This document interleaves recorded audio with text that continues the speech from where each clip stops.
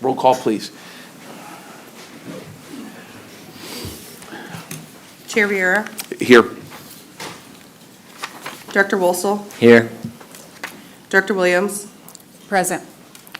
Director Cameron Cepeda, Here. Director Hartfield, Director Henderson, Director Hobbs, Here. Director King, Here. Director Knight, Here. Damn it. Director McAlpatrick, Here. Director Mechanic, Here. Director Miller. Here. Director Myers, Director Niebert, Here. Director Schisler. Here. Motion, you do have quorum, sir, sorry. Thank you very much, ma'am. Next, we're going to go to public comment, and I wanted to inform the HART Board, I assume there's no objection to this.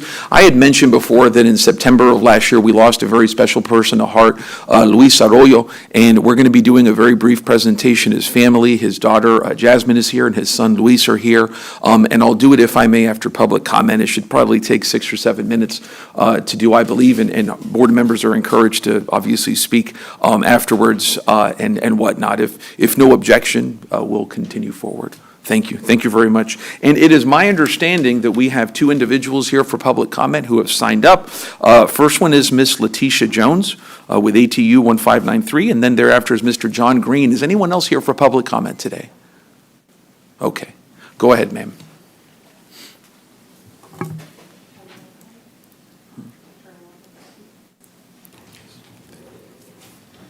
I didn't think I'll be first, but it's okay. Good morning to each and every one of you. Today I want to start off thanking this HART Board and Mr. Drainville and Ms. Kirk and Brenda Bailey for what you guys did with empowerment retirement, that our retirees were able to get their money. I didn't hear them come back to tell you guys thank you. So I wanted to personally say thank you on their behalf. And also, I know you guys have on an agenda item our CBA, our collective bargaining agreement. I'm asking you guys to really consider that today. This will help move my co-workers forward and also put this behind so we can start focusing on other things. Unfortunately, I do have to bring the bearer of bad news too. There are some issues at HART. I'm going to just say it like this here. It's just like taking new wine, mixing it with the old wine. It'll never get better until you really change some stuff. And some stuff needs to be changed, seriously. Thank you for your time. Okay. Thank you, ma'am. Mr. Green, go ahead, sir.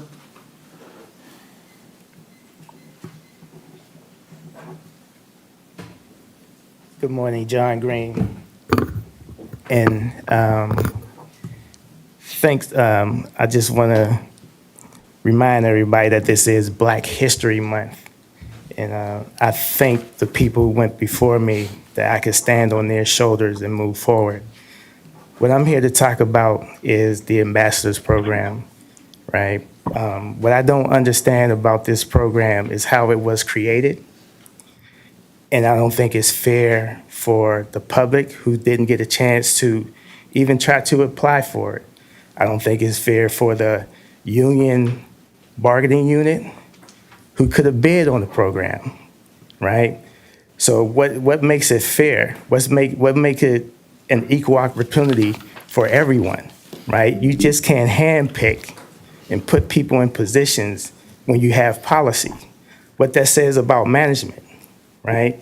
Do we pick positions and just handpick it, or do we follow policy? Because the employees are held to a higher standard when it comes to policy. And if management can just pick people, Stephen Fields, that's his baby, right? If he can just pick positions and create positions and just stick people in there, it's not fair to the employee. And it's send the wrong message that do as I say, not as I do, right? So you can't hold the employees responsible. I mean, you got to hold your management responsible for this because it's not a fair opportunity. I may have wanted to apply for that, but it wasn't posted on the website. And I think it's a policy where it says you have to post any position. It's a full-time paid position. People at top pay. People at top pay. With benefits. Sitting in the office, right? Doing nothing. Where's the data? What's the data on this? What's the job description on it? Where is the information? Make it fair to everybody. And this is the problem. But I want to thank the city council for doing an immaculate job on creating the program to hear what the people had to say and being transparent about investigating. And one thing about HART, they need an exit program process in place too, so that they can get an understanding of how the employees feeling about the company when they leave. Thank you. Thank you very much, sir. Anyone else here for public comment? Okay. If I may, I'm going to proceed. And I, by the way, also wanted to recognize, I know there'll be, I believe they may be speaking, Mr. Brad Miller with PSTA, who's here, and former St. Petersburg Councilwoman Darden Rice, who's here. Just welcome. Mr. Chair. Oh, yes, ma'am. I was going to go to the front. Commissioner Myers. Commissioner, yes, ma'am. I joined the call at 9. Yes, I had some technical problems getting on, but I'm on the call now. Thank you, Commissioner. We Commissioner appreciate Myers. that. Okay. And if I may, I'm Thank you. going to jump to the front.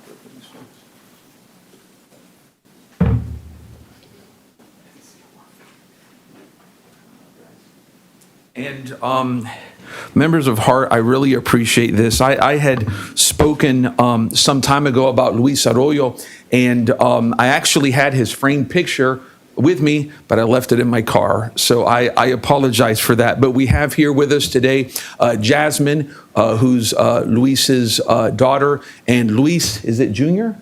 I have a Luis Jr. too, by the way, so there you go. So that's certainly obviously special to my heart. So Luis Arroyo passed on in September of 2024, and he was a HART bus operator. When I found out about Luis's life. Obviously, when he passed on, I heard about Luis. I think we all did, and what a special person he was. But I happened to be about 9 days later at a September 11th commemoration Hillsborough County was doing, and I met someone from Luis's life, I call my son Luis, from Lewis's life, who told me about Lewis's special connection as a New York City police officer to September 11th. Luis was a man who wore many, many hats. One of the hats that he wore that we honor him for today was as an NYPD officer. At the age of 26, Luis chose to sign up with the NYPD. He was a very, very proud man. He was a proud Puerto Rican. He was a very proud Latino man. He was a proud Catholic, as you'll see. And he was very, very proud to be a New Yorker, an American, and very, very proud to be a police officer. It was one of the hats that he always wore all his life, as you will see. Ultimately, on September 11th of 2001, the darkest day in our country's history, as it has been called many, many times, Luis was called down to the scene as a detective with the NYPD on that day when about 3,000 Americans would die due to the terrorist attacks from that day. All of NYPD and all of the New York City Fire Department and all of the local fire departments and first responders, et cetera, were called, and Luis was one of them. He was called down to the scene for retrieval, to identify people, to go through the rubble, and to help identify and save lives, and that's what Luis did on that day. Due to his work on our country's darkest day, Luis would suffer permanent and long-standing injuries due to inhalation of the rubble and the death and destruction of that day, injuries and damages that he would have with him until his final day here on earth.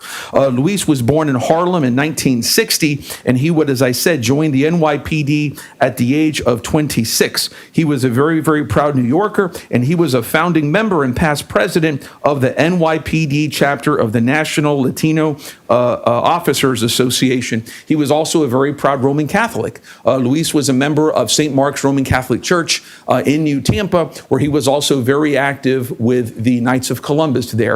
Just yesterday, I was at a Panera Bread, and I saw a gentleman who I know in the Knights of Columbus, and he knew Luis and misses him and thought the world of him, obviously. And Luis was also a wonderful HART public servant, one of our bus operators. And that's the funny thing about HART is you never know who's driving that bus.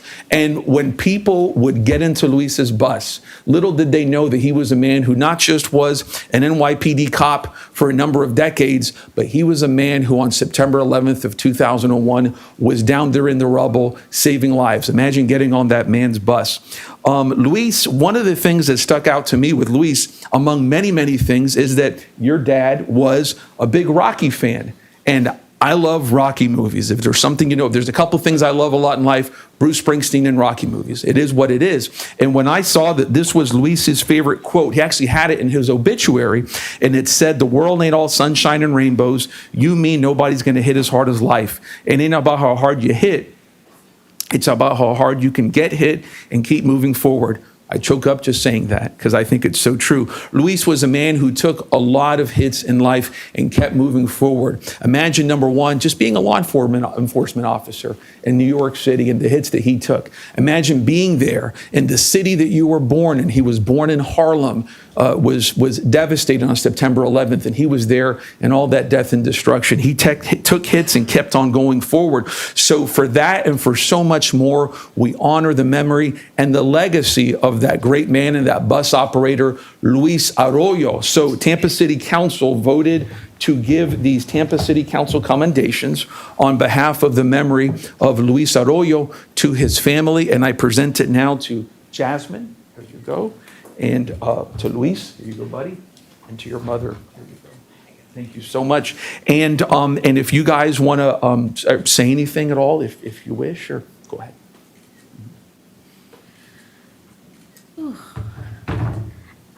I'll be brief. I know you guys have a full agenda, but you got me. Good morning, everybody.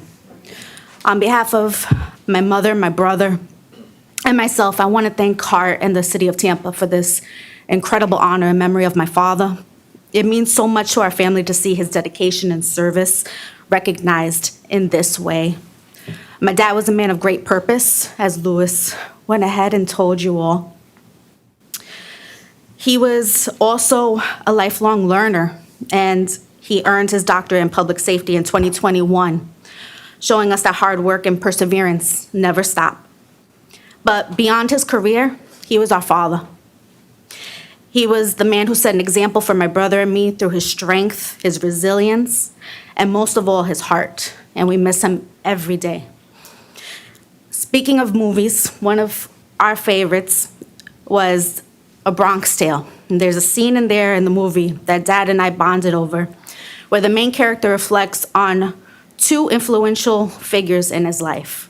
And he says, "The saddest thing in life is wasted talent, and the choices that you make will shape your life forever." My father never wasted his talent. He chose a life of service, of learning, and of love. And that's the legacy that he leaves behind. Thank you again for this beautiful tribute to my father, to our father. And it's a reminder that his work, his impact, and his memory will continue to live on. Thank you, everyone.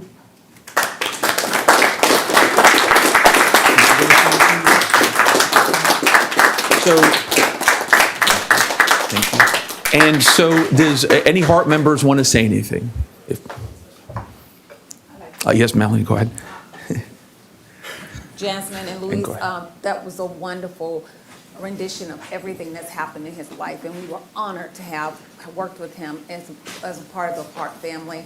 And it's no coincidence that his heart was significantly larger than others. And so, from that standpoint, he came to HART, and I think that is not by accident. And so he's loved people, and he was loved, but he also stood up for what was right, and we appreciate that so much.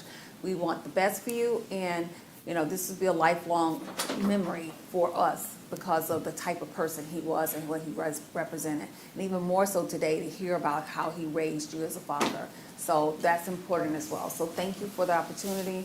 We love Louis, and we love you as a family, and anything we can do to support you and to continue to make this memory a tribute, we will do so. Thank you. Thank you. Thank you.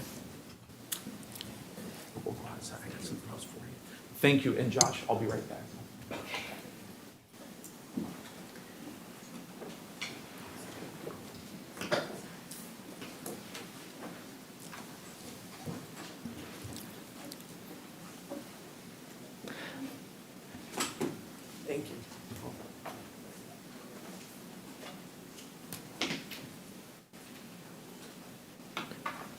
Okay, do we want to move on to approval of the consent agenda? Approval of the minutes, excuse me. We no longer have a quorum. Okay, so I guess we'll just take a brief recess until the chair returns.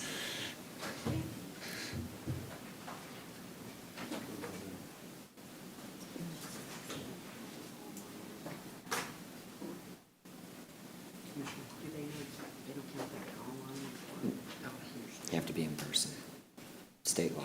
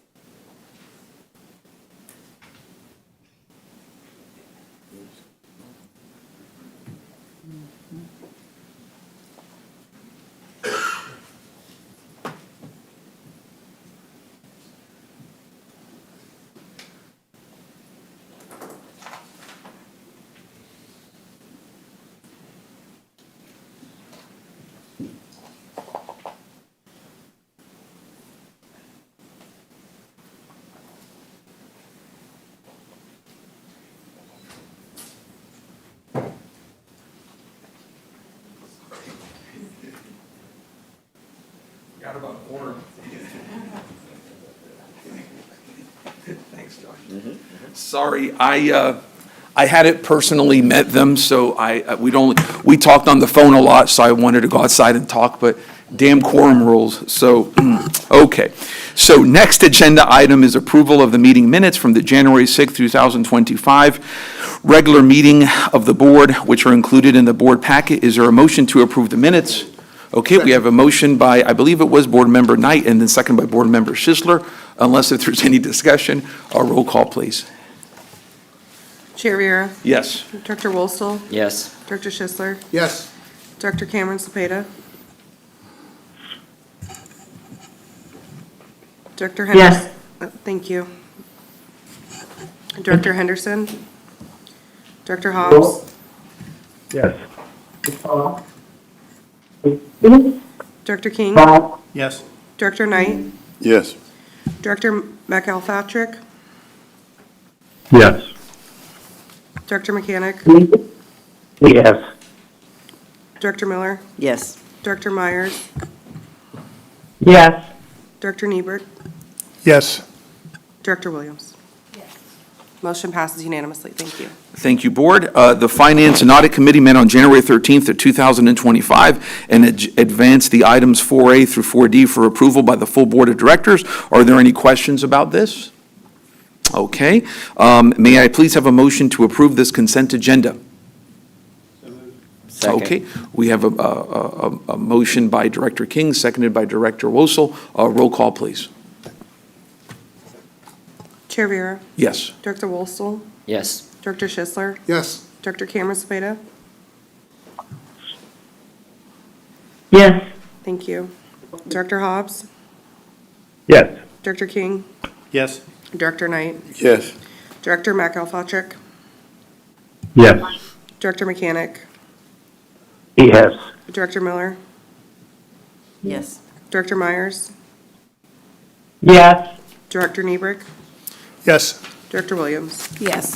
Motion passes unanimously. Thank you. Thank you, Board. We will now review the board action with a presentation. CO Dreamville, will you please introduce the item, sir? Thank you, Chair, and good morning, board members. So HART and the ATU Local 1593 follow a collective bargaining agreement that provides the terms and conditions that both will operate under. The current ATU Local 1593 contract expired on September 30th, 2024.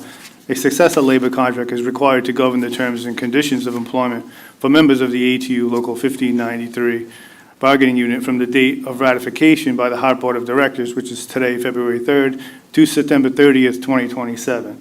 I'd like to invite HART COO Sean McCarthy to provide an overview of the negotiations process and share highlights of the proposed agreement. Good morning, Chairman Vieira, members of the board, and Mr. Chief Executive.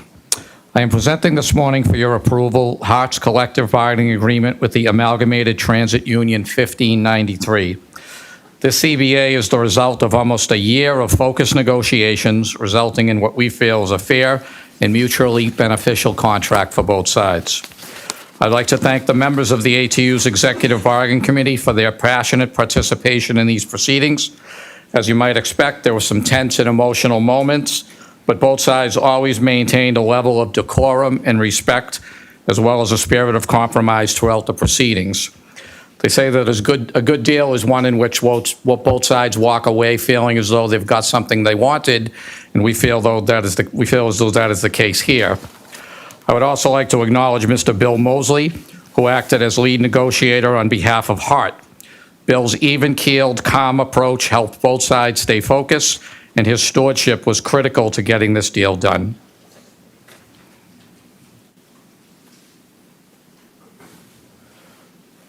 So just some highlights. Today is the final step in ratification of the new agreement. It'll be a 3-year agreement, updating work rules and labor rates. If approved, this contract will go into effect immediately and last through September 30th of 2027.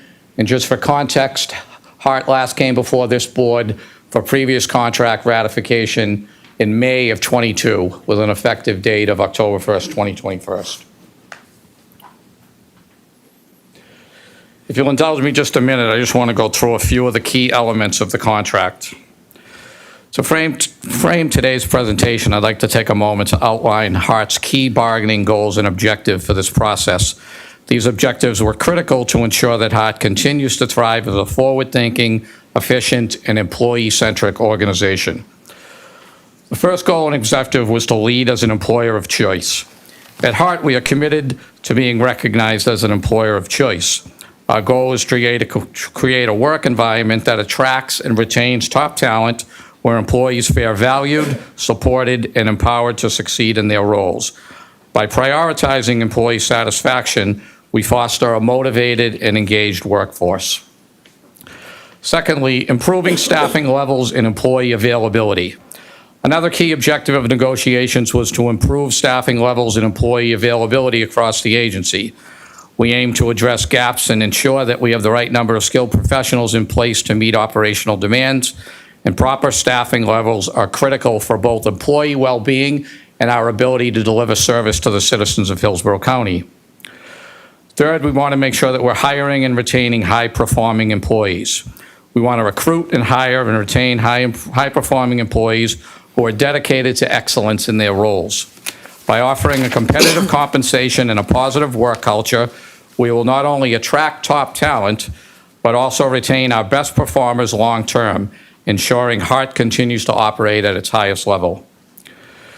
For achieving operational efficiencies, our bargaining goals also focused on achieving these efficiencies by finding ways to streamline processes and ensure that HART is using its resources in the most effective and sustainable manner possible. Efficient operations translate into better service for the public and a stronger bottom line for HART. Enhancing the customer experience. We are always looking for ways to enhance the customer experience. Ensuring our workforce is well-trained, well-equipped, and motivated will directly impact the quality of service for our customers. We also want to deliver exceptional service that meets the needs of our community, ensuring that customers choose HART as the preferred transit provider. And finally, we want to be poised for the future. We want to ensure that our goals are designed not only to address immediate needs, but also to address needs for continued growth and success. By adapting to evolving transportation trends, embracing innovation, and fostering a culture of continuous improvement, we will remain a leader in public transportation. This slide, and I won't go through each and every one of them, but this slide shows the job titles that are represented here by the ATU Local 1593 here at HART.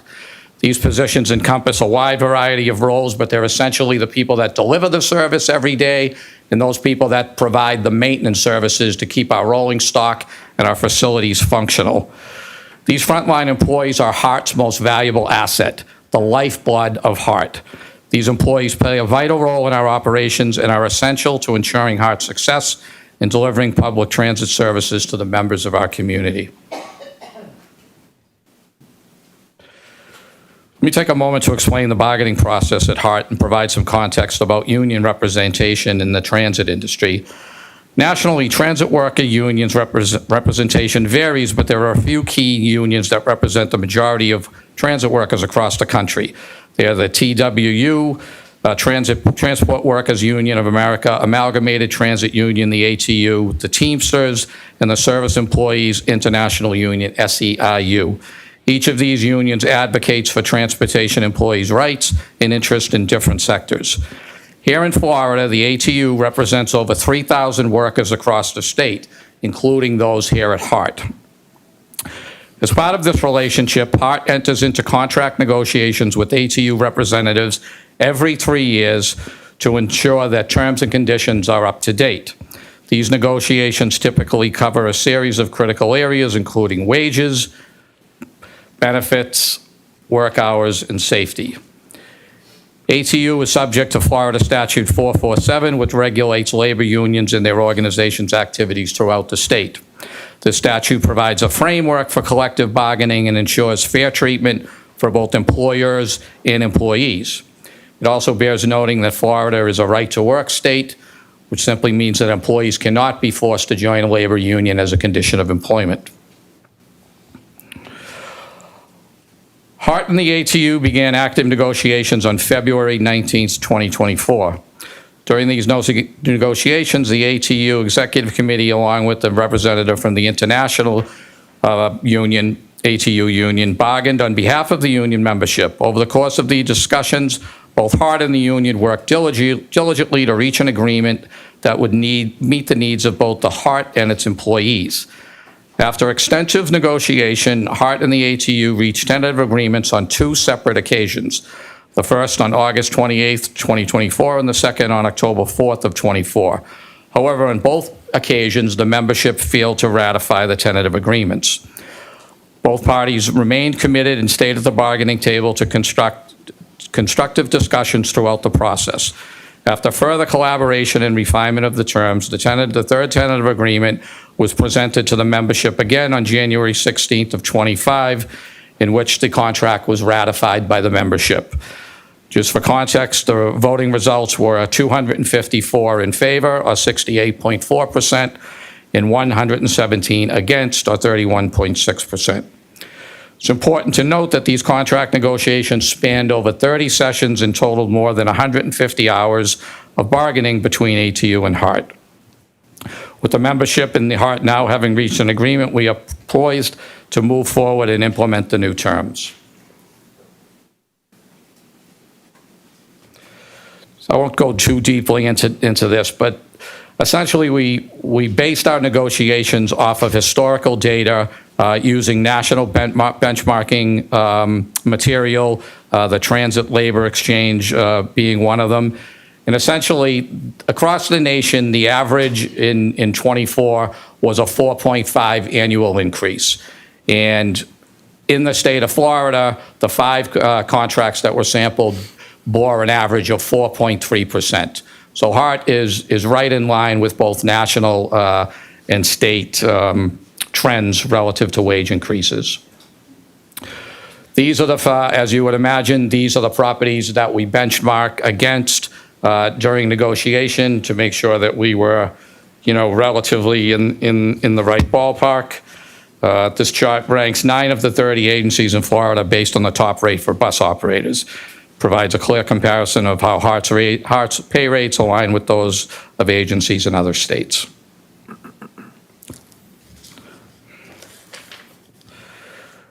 This slide shows some of the things we're dealing with in negotiation as it relates to try to keep HART's workforce solvent. All of these things, I won't read every single one of them, but they're all critical factors in HART trying to make sure that we can both attract and retain and be competitive, the best of the best.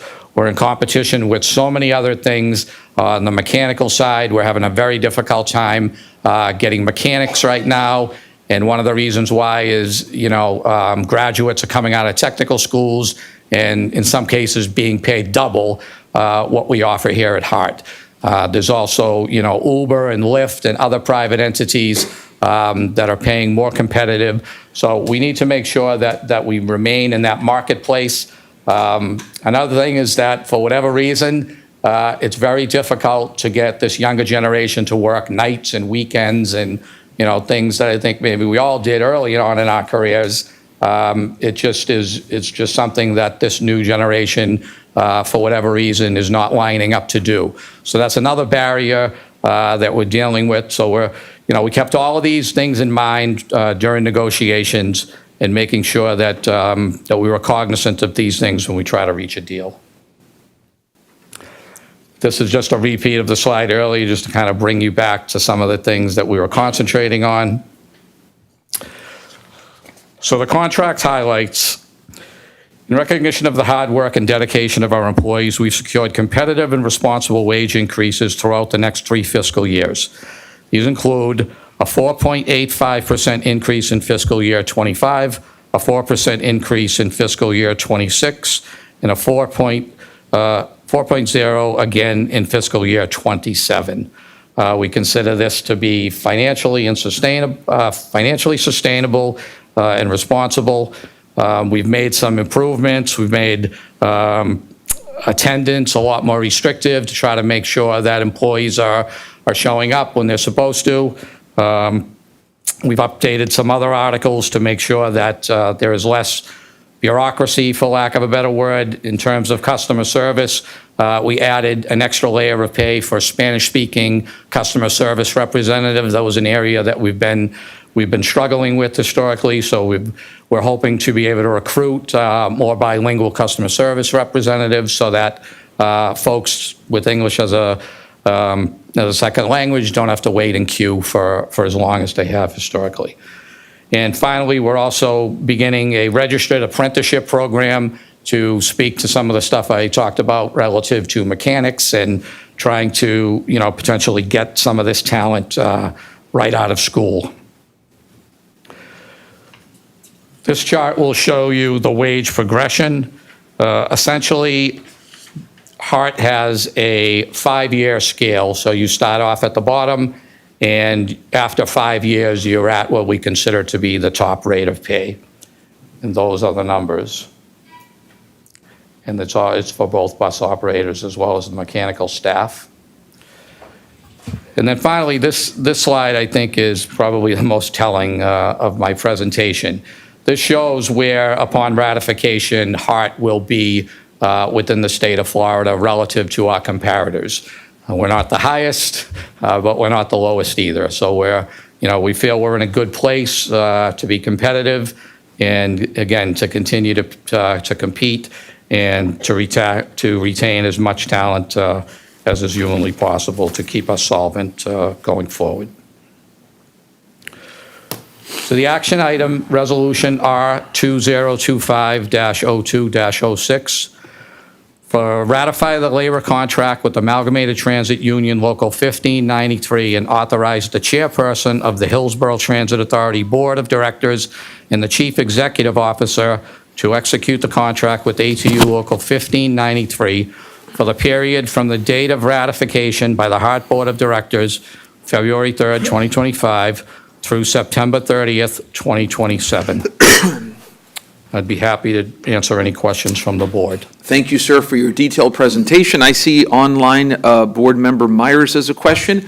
I'll get to her first, but after her, if anybody, just raise your hand, either virtually. Go ahead, ma'am. Good morning. No, I don't have a question, but I do want to commend HART and the union 1593 for working very close together on agreeing on a 3-year contract. Therefore, I move for approval as presented. Thank you, ma'am. Do we have a second? Second. We have a second by Board Member Sisler. Before we vote, are there any other board members who have any questions or comments? Okay, roll call, please. Chair Viera, Yes. Director Wolstel, Yes. Director Schisler, Yes. Director Cameron Cepeda, Yes. Director Hobbs, Yes. Director King, Yes. Director Knight, Yes. Director McElpatrick, Yes. Director Mechanic, Yes. Director Miller, Yes. Director Myers, Yes. Director Niebrick, Yes. Director Williams. Yes. And the motion passes unanimously. Thank you, sir. Thank you very much.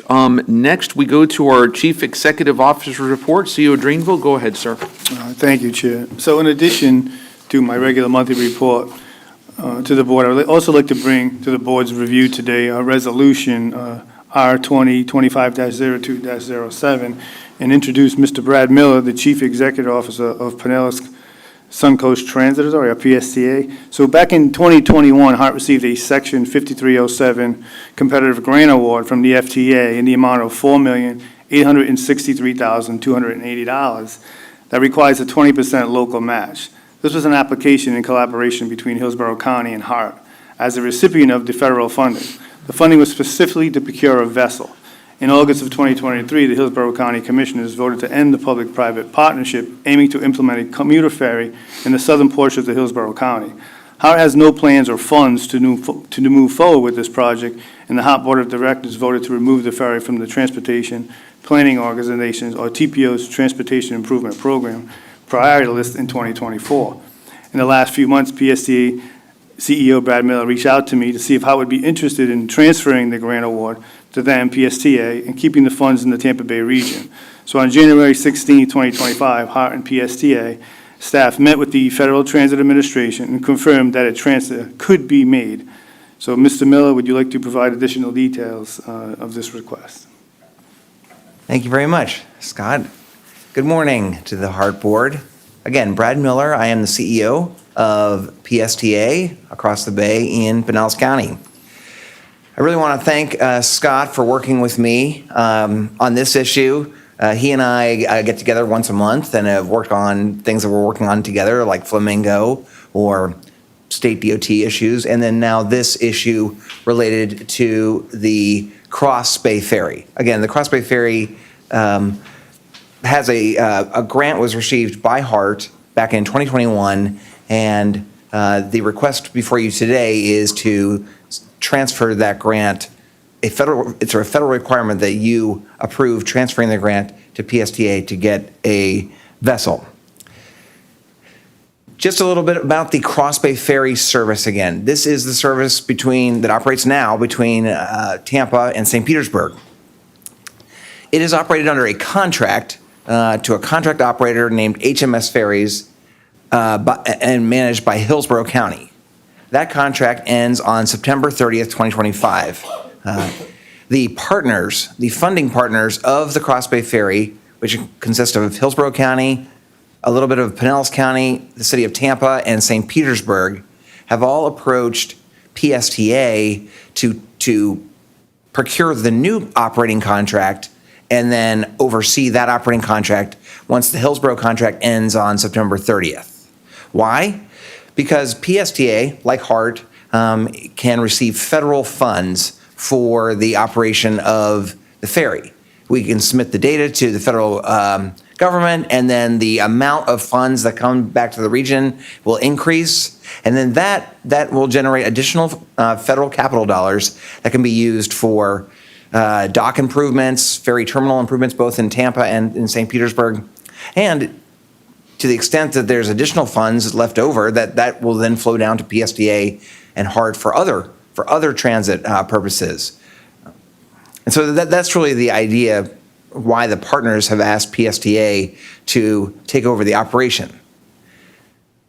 Then, last fall, it was actually Congresswoman Castor's office called me and notified me that this 2021 grant that HART had received was on potentially to be lapsed if not used, and she asked if I could just work with Scott to see if perhaps there was a way that we could keep this money in the region.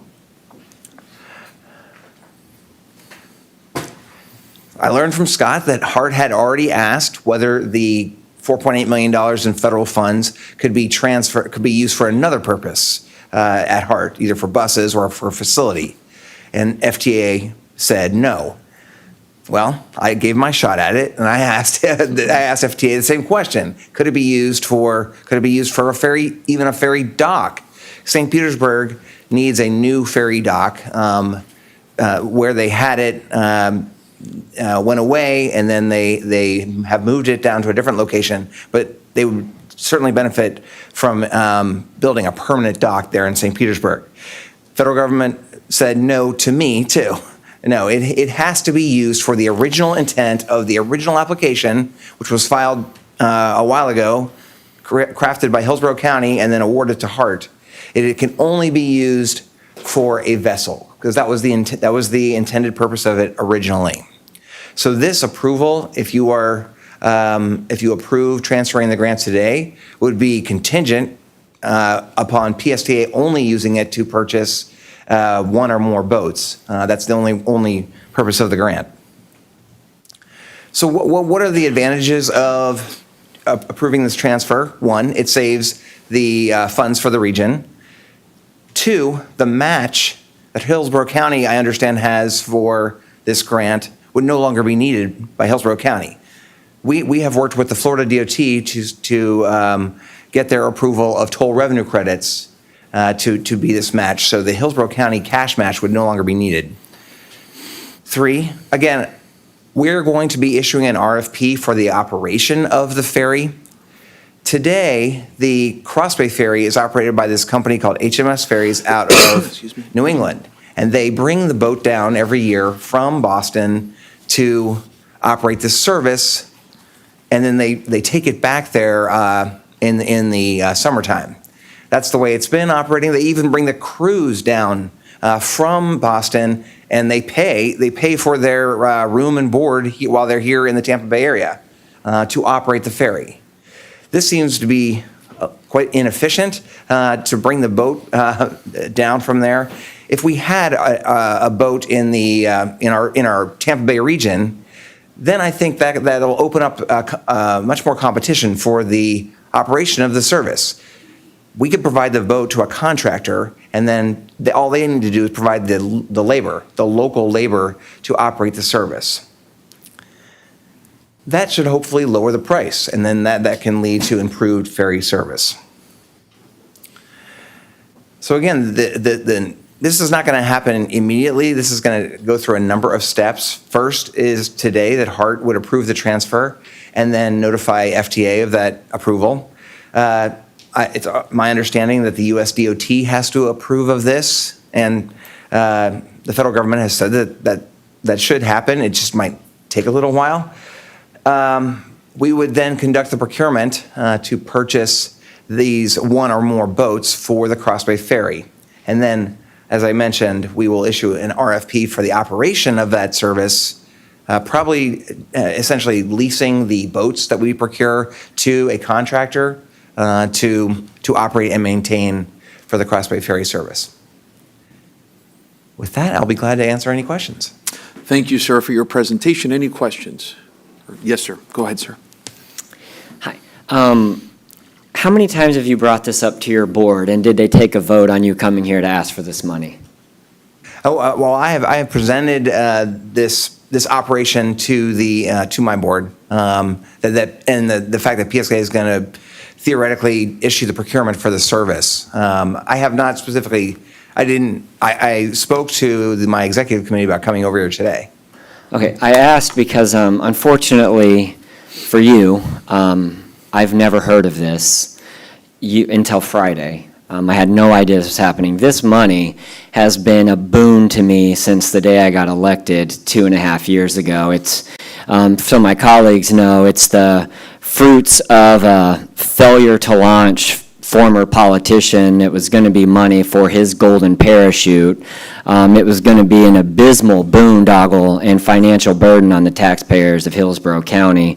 And through much pain and getting my name ran through the mud by this former politician, we finally killed the deal. So I was very surprised to hear that it came back. since I had no time and I don't know you, I am friends with one of your board members, and I called them over the weekend just so they could like walk me through what their expectations were for the money. I'm not that familiar with PSTA. I know that the Pinellas County Commission, and this is something that all of our board members should definitely take into account, in May of 2022, unanimously voted to end negotiations and lower their subsidies of this ferry. And that was not presented to us today, but I think that that's a significant detail for us to understand. Second is HMS just filed bankruptcy. But third, and this is the most important thing, and this is why I'm going to be moving to defer this. And when is this lapse? Or when do we, rather, a better way to say it is not spend taxpayers' money on this? I believe it lapses in another 2 years. Okay, so we've got plenty of time. The most significant thing was that your board member said to me, I have no idea what you're talking about, Commissioner. He might have brought it up, so I'll give the benefit of the doubt, but, quote, Brad better not be trying to buy no damn ferries. That right there was a deal killer for me. It seems like there needs to be more communication from your own board to make sure that they want to get into the ferry business, and the maintenance costs of owning a ferry and the insurance costs of owning a ferry. And maybe if we're presented some sound contract, but since there's no urgency and your own board members were pretty surprised and were adamantly against you entering into the ferry ownership business, I'm going to be moving to delay this item until it comes back to us with consent of the PSTA board, because this sounds like a shift in policy for PSTA, which, we've had our own problems with our boards trying to get into the operations of these transit companies and not staying in our lane of policy. So I definitely will not support us transferring this until we get a full yes and plan on what's going to do with the money, because you still have to commit the $1.2 million. Can we get confirmation that you do or don't have to do the public-private partnership match? Well, like I said, Commissioner, we have secured approval from the Florida DOT to provide not cash, but a match for this $4.8 million in federal funds. And that excludes you from your local match requirement? Correct. Is that correct, Mr. Moeller? I'm going to just ask John Moeller from Hillsborough County, who's been deep into this for longer than any of us. John Mueller, Hillsborough County. Commissioner, I don't know the answer to that particular question. I know that we had procured cash for it. I'd have to go back and read the grant, but Brad probably, I trust him on his details if he says he has it, but ours was cash. Okay. I'm going to suggest to my colleagues that since there's still so many questions, Pinellas County has signaled very clear, bipartisan unanimous vote just a couple of years ago to discontinue supporting the ferry. Where are they at on that now? Have they changed their position? You're accurate on that. One, that was HMS Ferries was owned by a different group of folks and was involved back then on a different project.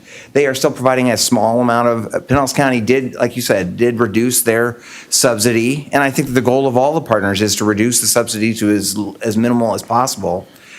That's the advantage of having boats be purchased locally so that they can stay here, we can get better competition, we can get the lowest price possible from this procurement. Again, well, the commission's, Pinellas County's commission's position wasn't, hey, let's find an advantage by buying more. Their position was, we want to subsidize it less, not subsidize it more by buying them their vehicles, lowering their risk, increasing the taxpayers' risk. That's not what their vote about. There wasn't a discussion in 2022 to start buying ferries for the ferry company. It was that they just simply wanted to stop spending money on the subsidy. That's what their vote was about. Okay. Okay, so I'll wait and hear what the rest of my colleagues have to say, but your own board seems to be surprised by this, so I'm going to need support from them before I can keep the conversation going. Thank you, sir. And I see the hand raised. I saw it of Commissioner Myers. I don't know that she left her seat. There, maybe she's turning it off. Okay. Does anyone else wish to make any comments? Board Member Schisler, go ahead, sir. And then Board Member Knight. To Commissioner Wassell's point, I don't understand why us transferring, what do we care? If we're going to transfer it out of off of our plate to their plate, that becomes their issue then. I fail to see where any kind of a delay hurts or helps. It helps HART or the county. If we can transfer it and it comes off of our plate and it goes back to the feds in any capacity, that's then a PSTA issue as opposed to a HART/Hillsborough County issue. I'm not sure what deferring this does for us, other than gives them a chance to get their ducks better in a row, but it takes it off of our plate and gives it to somebody else. That's my only question on that. If you want to. Sure. Yeah, I'm just not so flippant about people's taxes. That's why I'm not in a rush to do this. I mean, if this is something where it's a failed deal, then I would see it go back. The response of we must consistently stay in the mindset of maximally spend the dollars, and it might make us look bad, which I've never seen a policy from the federal government. I've never seen it in writing, CEO Drainsville. Is there an actual written policy that says, hey, if you were so fiscally prudent that you decided the project is no longer good, that we're going to hold it against you and you're not going to be eligible for future grants? Like, is that in writing or is it conjecture? I have never seen a policy that stated that.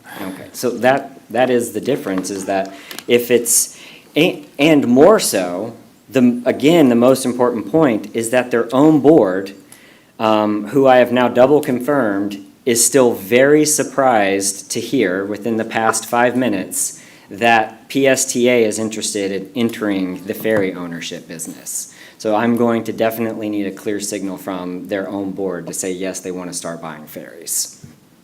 Thank you, sir. Board Member Knight, anybody else? Okay, go ahead, sir. Go ahead, sir. Oh, okay, decline, okay. Anyone else? Okay. Board Member Myers, go ahead, ma'am. I'm sorry, Cepeda, I'm sorry. Was that Board Member Cepeda who spoke? Or Myers? Yes.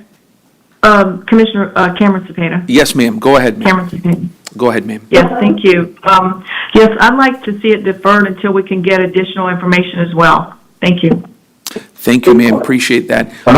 Anyone else in virtual world? Board Member Mechanic, go ahead, sir. Mr. Chairman? Yes, I don't know whether this is going to be deferred or not, but there are a couple of questions that could be answered, and if it's deferred to a future date, it would be fine if the answers to these questions come up then. But it appears to me that a transfer of this money does not obligate Hillsborough County to do anything. I mean, I don't think the HART Board has the authority to obligate Hillsborough County to do anything. So I'd like somebody to clarify and confirm whether what I just said is correct or not.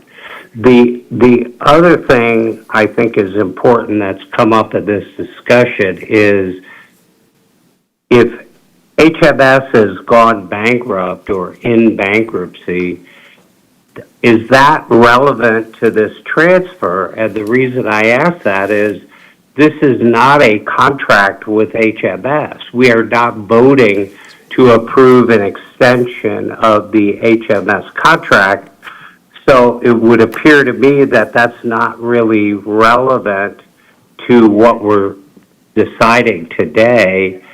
We could, or I should say PSTA could contract with any number of ferry companies. This transfer does not obligate PSTA or anyone else to enter a contract with HMS.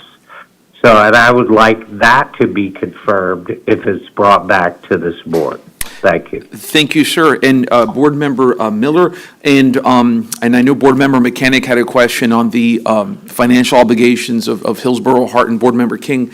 After Board Member Miller, if any staff member or yourself, sir, can answer that after the statements. Go ahead, ma'am, and then King. It seems pretty clear to me that there's several questions around this still, and I think I'm going to second Commissioner Wustel's motion that's on the floor. I don't believe it's been seconded. Yes, ma'am. Thank you. Board Member King, go ahead, sir. Thank you, Chair. It seems to me like this would be an effort to circumvent the federal appropriations process through Congress. Perhaps that could be done through a memorandum of understanding through the Department of Transportation or whoever granted the funds in the first place. But it seems like it's a way of sidestepping that process. If the funds revert back to Congress, they could reappropriate it for anything, not just Pinellas County. But if Pinellas County at that point still wanted those funds, they'd have to go back through the appropriations process and all that that entails. My question, other than that, is do we have a motion on the floor that requires a second? Just seconded. Yes, sir. Okay, all right. Thank you, sir. And Board Member Knight, and then if anybody has an answer to Board Member Mechanic's questions, go ahead, sir. Recommend that we go on with the motion and the second for the delay. Yes, sir. Thank you. And before we vote, does anybody have a question? And I believe Board Director Mechanic's question was, if this passes, does this have any obligations whatsoever financially on HART? I believe the question would be no, correct? Correct. Okay, good. Yeah, so if no one else has any comments. Councilman- Yes, Mr. ma'am. Go Chair. ahead, Board Member Myers. Commissioner Go ahead, ma'am. Myers. Thank you. I appreciate the overview, but listening to the conversation this morning and what we discussed in the BOCC meeting, is it possible to have the RFP go through its process before, because we didn't say how long this is going to be deferred, maybe we can have all the answers back at our next board meeting, and then they can work, because once you receive federal dollars, as it was just said, sometimes it doesn't come back to the agency, and they're in the process of doing an RFP, and that way we can have all entities to approve the RFP and also to look at the funding for this. Thank you, board members, or Myers. So, Vice Chair Wosel, I think Commissioner Myers' question was, how long are you looking at delaying this for, sir? I was just going to go with until a time, an uncertain amount of time, indefinitely until it can be ready. So just for clarification, so what you're asking is Mr. Miller to come back with the information that you are requesting and what the timeline would be. So I guess, I mean, we can, as soon as you have all that information, we can bring that back to the board. Yeah, it doesn't need to be a time certain. Right. So, go ahead, sir. No, I mean, as the sentiment has said, if it's $5 million that goes back to the taxpayers, then it's $5 million that goes back to the taxpayer. So I'm in no urgent mood to hear the response. Thank you. Any other comments? Okay, so yes, ma'am. Board Member Williams, go ahead, ma'am. Okay, thank you. Just wondering, did this go before a committee meeting?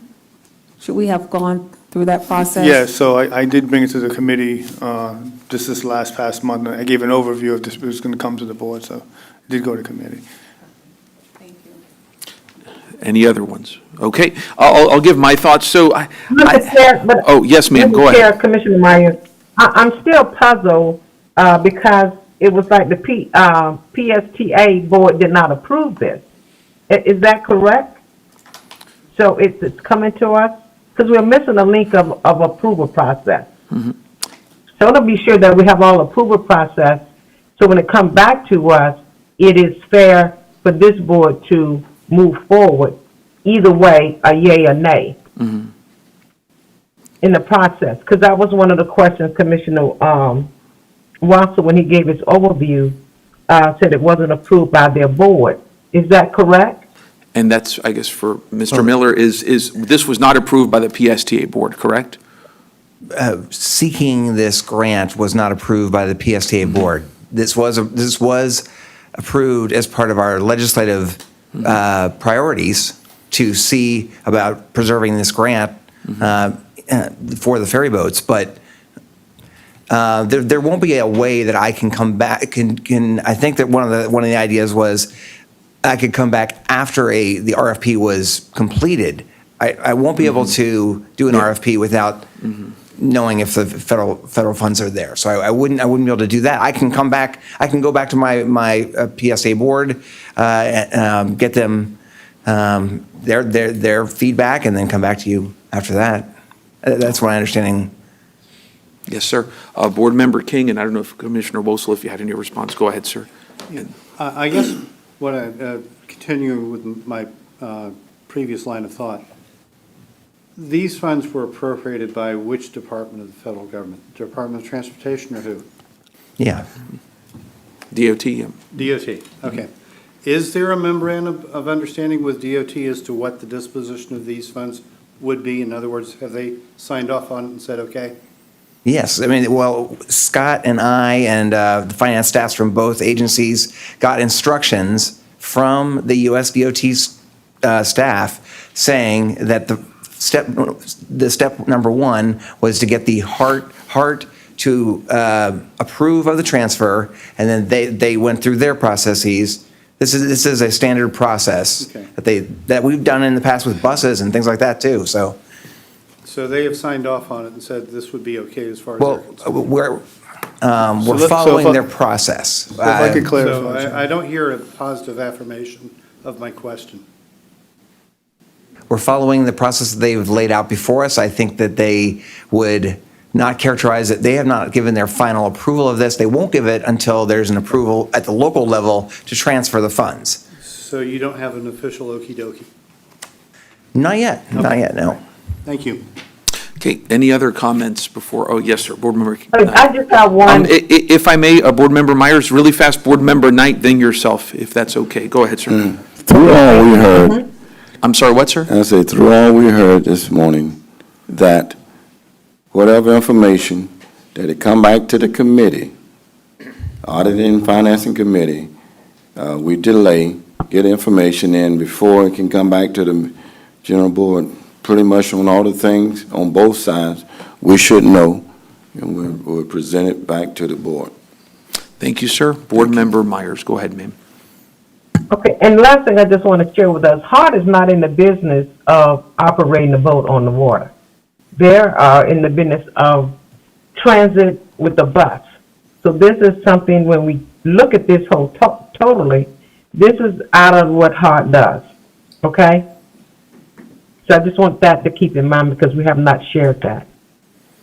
That's it, Mr. Chair. Thank you. So we have a motion on the floor by Commissioner Wosel, seconded by Commissioner Miller. I'll give you all my thoughts. So if this was a request that was time certain, say a month or something of that nature, and we verified that we can move forward, I would be supportive of that. My big priority is two things: divest and preserve. We divest ourselves through this, whether it comes up next month or wherever, of these funds, because it's something we're not going to be using, and then we preserve it for the region. That would be my priority. If we send this money back to the federal government, we'll probably never get it back. You know what I mean? That's my priority. So again, I could support it if it was, say, a month, and we could preserve it, et cetera, et cetera. When it comes to the ferry, There's a lot of different ways to look at it. I've largely been, I don't want to use the word agnostic on it. I've been supportive of it in some ways, so opposed to it in other ways. Depends on how it comes to us.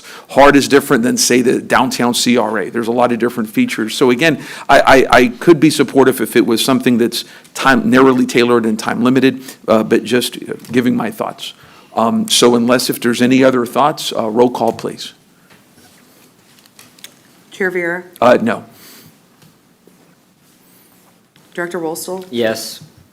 Director Schisler? No. Director Cameron Cepeda? Director Cameron Cepeda? Yes. She said yes, I think. Yeah. Director Hobbs? Director Hobbs? Director King? Yes. Director Knight? Yes. Director McAlpatrick? Oh, and if I may, somebody is speaking while they're virtually. If you could please mute yourself. Thank you. Go ahead.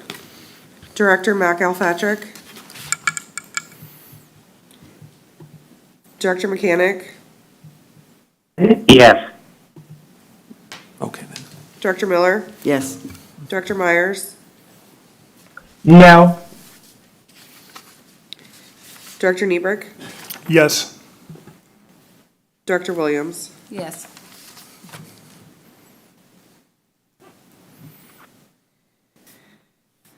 The yeas have it. It does pass. Thank you. Yeah, thank you, sir. So I guess what will happen is Director Miller, I guess, will go with Director Drainville and address the concerns and see where we go from there. Is that correct? And we can probably hash this out, I guess, between y'all outside of the meeting, I'm thinking, right? Is there anything else on this item? Board Member Wosel, as you made the motion, anything? No, just, Mr. Miller, you clear on what the expectation is to bring it back? So we can bring it back to committee first.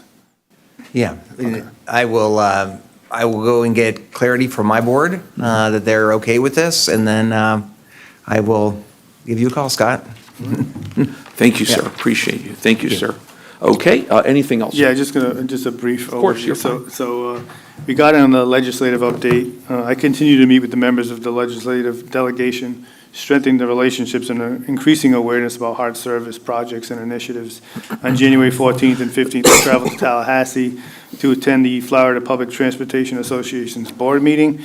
While in Tallahassee, I met with several legislators and the governor's staff to renew conversations about the state's support of the HART's major initiatives and to secure sponsors for appropriations requests for the 2025 legislative session.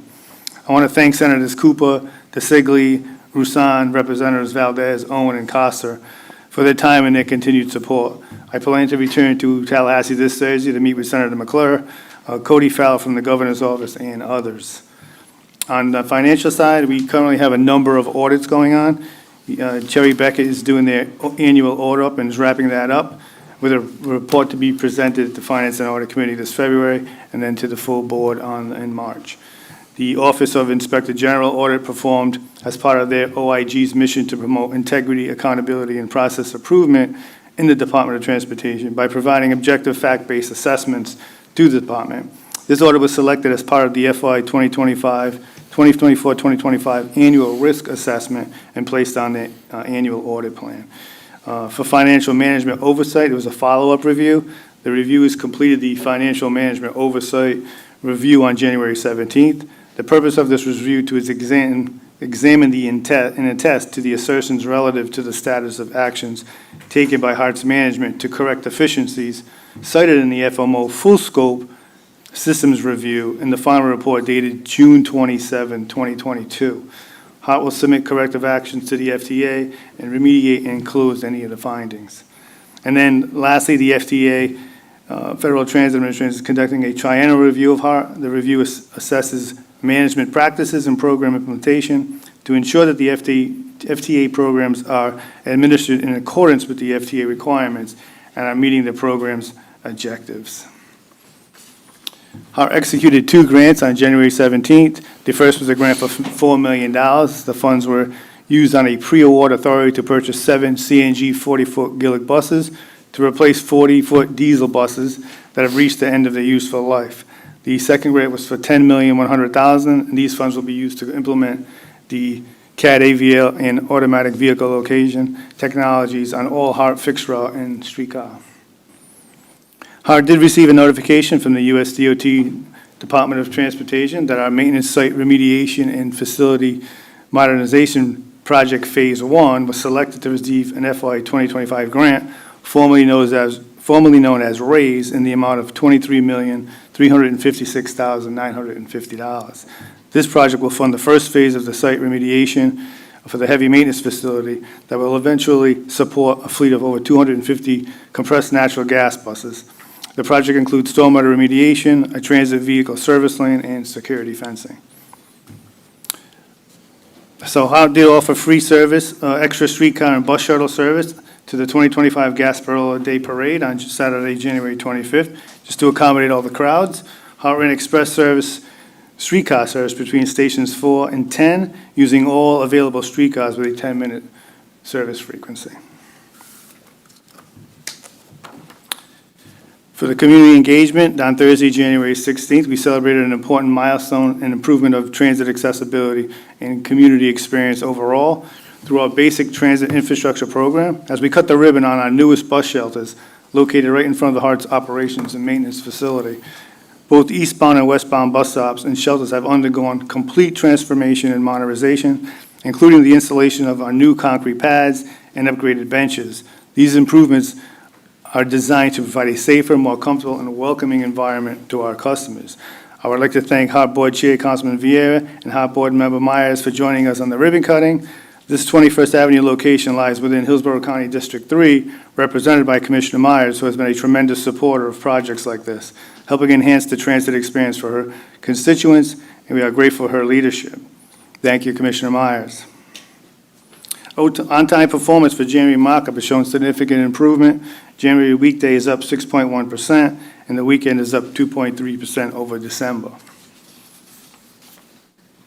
Earlier today, we did ratify the ATU agreement. Staff continues negotiations with the Teamsters and hopes to bring that contract to the board ratification in the upcoming months.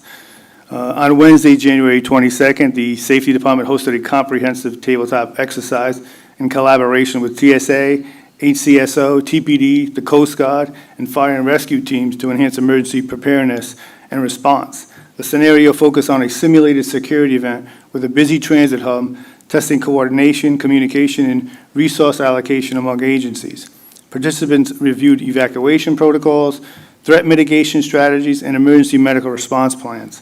The collaborative effort underscored the importance of interagency partnerships in safeguarding public transit systems and ensuring passenger safety during these critical incidents. And then to conclude, as I previously reported, starting today, February 3rd, all HART administrative non-bargaining employees will be required to return to work in person at the Eagle or 21st Avenue locations. We are excited to welcome you back to the office, and all administrative employees will be expected to report to the office 5 days a week. This is a great opportunity for the team to reconnect with their colleagues as we settle back into the office routine. So that concludes my report. Thank you very much, sir. Any questions or comments on that? Okay, moving forward now to the chair's report. I wanted to acknowledge, if y'all go outside and look at our HART bus, it's wrapped around for Black History Month, and we have on there our former attorney, who I think is a great guy, Michael Stevens, who's on there. And Michael is the head of the Tampa International Airport. He's a prominent attorney, an Army and Air Force veteran, is a great guy. And if I'll tell you all the story another time, but he's the guy that kicked my butt into running for office like 9 years ago. So he's a wonderful person. And obviously a happy Black History Month to everyone. We're the city of Delano Stewart and Garland Stewart and Arthena Joyner and Martín Maceo and Francisco Rodriguez and Arthena and so many other folks. So God bless everybody in that regard. I wanted to also update, we were tasked with the duty of meeting with Mayor Castor, and I went along with the CEO of Drainville, Justin Willis was there as well with all of the mayor's staff on the issue of fair a fare-free streetcar. And so we were ultimately able to come up with a prospective resolution that, of course, will be contingent on the CRA board, where we would inquire with the Ybor City CRA to see if they could fund that. I would think that there's going to be some willingness to do that, so that will be presented at our CRA board meeting. And that would essentially, according to my understanding of it, divest HART of any further financial responsibilities with regards to fare-free streetcar, and preserve that for people in that area and not become a financial burden on HART. That is the compromise that we ultimately came up with. I'm supportive of it with the information that I have, and so we will be discussing that, I believe, at the CRA board meeting. And before I take questions or anything, sir, or was there anything else, or Justin or anyone? No, Go ahead, sir. no, you pretty much covered it. And again, that would go to city council. Yeah, CRA, yep. City council acting as CRA. So that's the arrangement that we prospectively have. Sir? Can you just repeat the part about, so you're trying to get the CRA to fund the fare free for which segment of it? This would be for the Ybor segment of it, which I've been led to believe is virtually all of it, and Mr. Willits or Drainville, please correct me if I'm wrong, and would divest us then of any financial responsibilities for that. That would be the arrangement, and we'll discuss it at the CRA board, and then we'll report back to HART as to whether or not it was successful, yeah. So from my understanding, that would divest us of any further financial obligations, so long as the arrangement is in place. Maybe it's a year arrangement and then we come back. That's the nature of compromises, right? So. Okay. Anyone else? Okay, thank you very much. Commissioner Meyer. Yes, ma'am, go ahead. So when you say come back, are you saying at the next month's meeting, at our March meeting, when you have the opportunity to meet with the city CRA? Or it's going to be presented to the CRA at this month's, the February meeting? Yes, ma'am. So either, I would imagine, and I have to be careful on how I say this, that somebody will approach the CRA board. It could be myself, it could be, we're working that out in terms of the method by which it will be done and the amount of dollars that we take a look at. One of the thing is, there was a motion that I think I actually made on the CRA board to have the CRA take a look at some bus shelters, which will not be done or funded for another year. And then during that time, when the money's going to be sitting there, it could be prospectively used for the streetcar. Again, we're looking at different options in that regard. But yes, ma'am, so that will be addressed before the CRA board, and then I can update, or I say myself, or Board Member Henderson, who is not feeling well today, can update the board on how it goes before the CRA board. Okay, Thank you, ma'am. thank you. Anyone else? Okay, good. So we're going to put it up the flagpole and see if the CRA salutes it, and if so, then I'll come back. If not, then we got to think of something else. So let's see what happens. Okay, so nothing else in that regard. So now our HART Board Counsel, Ms. McLean, go ahead, ma'am, if anything. I don't have anything for this meeting. Thank you, ma'am. Okay, HART Board Committee reports are provided in Section 9. Reports from HART Board representatives are provided in Section 10. Information reports are in 11. I wanted to address, if I may, really fast, public comment. And by the way, I wrote down the name. Did you say Cody Fowler? Farrell? Okay, I thought it was Fowler. I was like, because that's a big name in Tampa. Okay, I don't know. That's fine. I mean, I don't know if there was like a descendant or something. So with regards to public comment, we changed it. What I'm going to propose is, and I'm not going to read the statement, but is essentially just having a 30-minute period at the beginning where people can speak on public comment, because my thing is, if something's not on the agenda, and especially if we have like a HART worker here, right, and a lot of them come in their uniforms, and I don't want them to have to sit through an hour-and-a-half meeting. So long as we do it within the 30 minutes, I'm fine with that, regardless of the content. So that's, and there's a statement there. I won't go through it just for time. Any questions or concerns? Yes, sir. I second it. Yep, there you go. Yeah, because it just, one of those things that when you hear of, you're like, oh, that makes sense. And you see it in practice, you're like, I don't think so. So you know how it is. For old business in the packet, you can find a response to board members' request at the January 6th, 2025 board regular meeting. Commissioner Wolsel requested a copy of the original and current contract for naming rights of the Tico Line streetcar be brought back to the board. Are there any questions for staff on this report? We'll start with Commissioner Wolsel. Go ahead, sir. Yeah, I don't know how much of staff, especially since I see board member Mechanic's signature on the 1999 document as the president of the organization. Maybe he can give me more detail. The information I was given is that it seemed to present that, and first, I just want to get out of the way since it's been said, HART owns the streetcar. HART owns the assets of the streetcar. Thank you very much.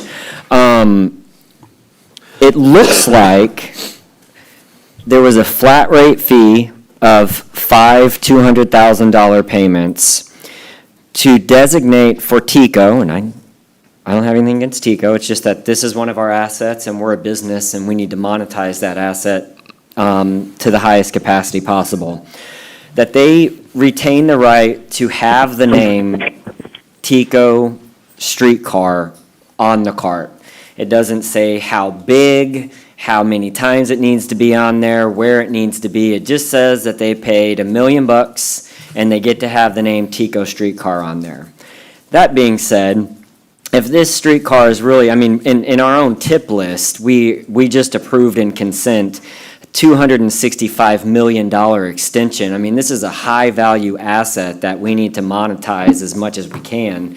And I think that if the streetcar does grow and gets all the way up to USF, like we've talked about, the university area, and then somehow CSX cooperates and we get it all the way over to the airport, that's a big naming rights asset that HART is going to have for revenue stream.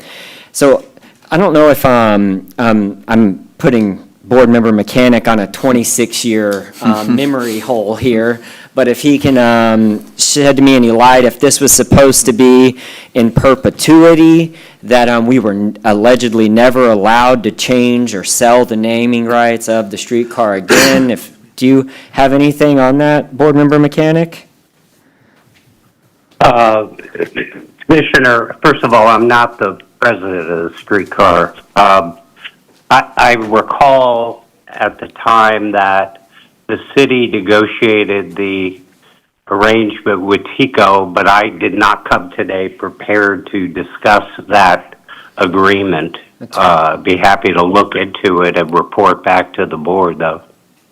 Yeah, I think that we should just continue the conversation because I think that it's an asset that, from what I can read, and maybe legal can comment later on when Board Member Mechanic comes back, it seems like it's an asset that we could potentially monetize, and we have been trying to shake every tree that we can, and I think that this is one of them. So I'll look forward to that continued discussion. Thank you, sir. Anyone else on that topic?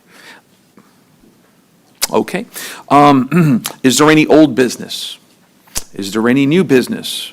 Yes, sir. I do. Could we just have staff bring us back a report on the ambassador program, the selection for the people involved in the ambassador program, the salaries that they receive, and what value it brings back to the organization? Absolutely. Thank you. We have a motion by Board Member Wilsel. Do we have a second? Second by, was that Schisler? Or Knight, I'm sorry. Roll call, please. And is that for the next meeting? Or? Yep, just whenever you're ready. Okay, we'll put it. Chair Viera? Yes. Director Wolstel? Yes. Director Schisler? Yes. Director Cameron Cepeda? Yes. Yes. Director Hobbs? Director King? Yes. Director Knight? Yes. Director McAlpatrick? I just rejoined, so I don't know what we're voting on. We are voting to bring back a report on the ambassador program at a future meeting. Yes. Director Mechanic? Yes. Director Miller? Yes. Director Myers? Yes. Director Niebrick? Yes.